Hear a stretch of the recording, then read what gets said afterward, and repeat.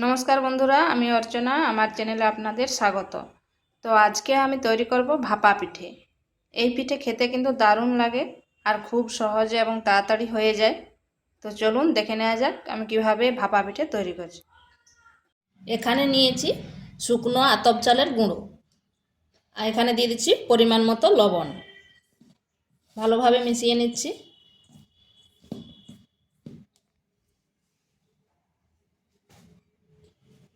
এরপর দিয়ে দিচ্ছি হালকা গরম জল। অল্প অল্প জল দিচ্ছি। এটা আমি কোনো ব্যাটার তৈরি করব না, এটা আমি ভাপা পিঠের জন্য করছি।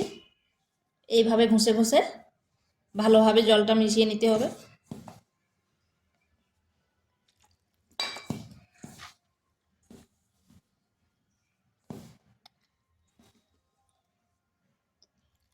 জলটা এমনভাবে নিতে হবে যেমন প্রতিটি গুঁড়ির কোণা ভিজে যায়। আর এইভাবে মানে চালটা আর কি যাতে ঢেলা না হয়ে যায়, হাত দিয়ে এইভাবে কচলে কচলে করতে হবে।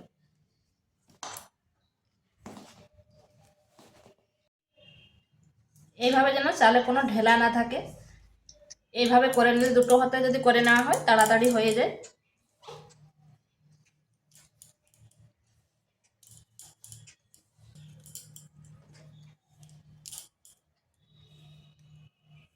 এটা আমার হয়ে গেছে, দেখুন কোনো ঢেলা নেই।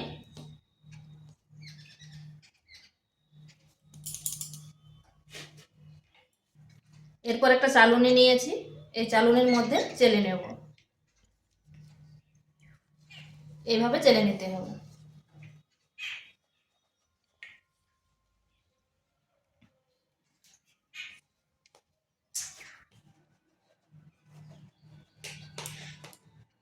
এইভাবে আমি চেলে নিয়েছি। এখানে আমি জল গরম হতে দিয়েছি। এরকম একটা ফুটাযুক্ত থালা নিয়ে নিয়েছি, আর তার উপরে একটা সাদা কাপড় আমি বিছিয়ে দিচ্ছি।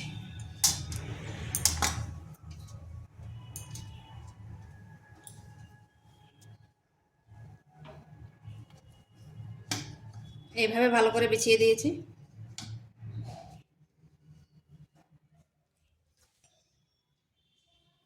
একটা বাটি নিয়েছি, তাতে সামান্য গুঁড়ি দিয়ে দিচ্ছি। এরপর এইভাবে নিয়ে করে ঢেলে দিচ্ছি।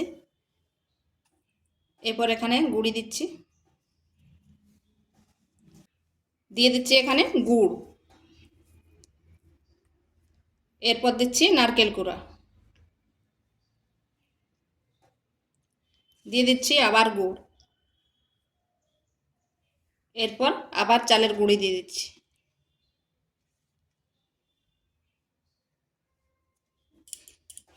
চালের গুঁড়ি দিয়ে হালকাভাবে চেপে চেপে দিচ্ছি।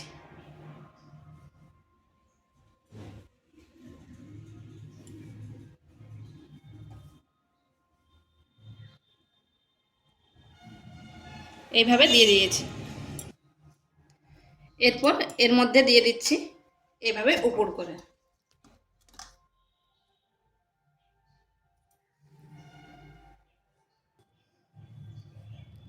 এরপর আবার চালের গুঁড়ি দিয়ে দিচ্ছি,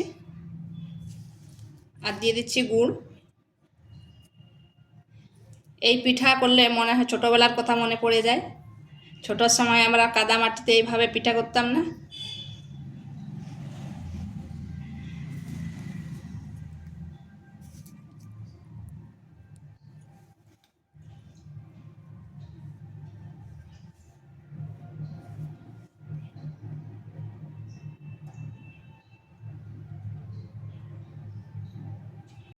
এরপর কাপড়টা এইভাবে ভালোভাবে মুড়ে দিচ্ছি।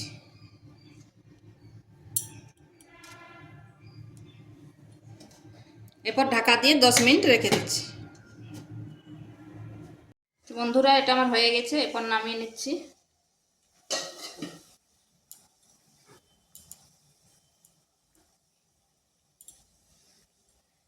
নামিয়ে করে ঠান্ডা করে নিচ্ছি। তো বন্ধুরা, এগুলো আমার তৈরি হয়ে গেছে।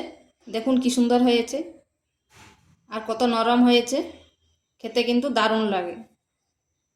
তো ভিডিওটা ভালো লাগলে লাইক শেয়ার কমেন্ট অবশ্যই করবেন আর নিত্য নতুন রেসিপি পাওয়ার জন্য চ্যানেলটিকে সাবস্ক্রাইব করবেন।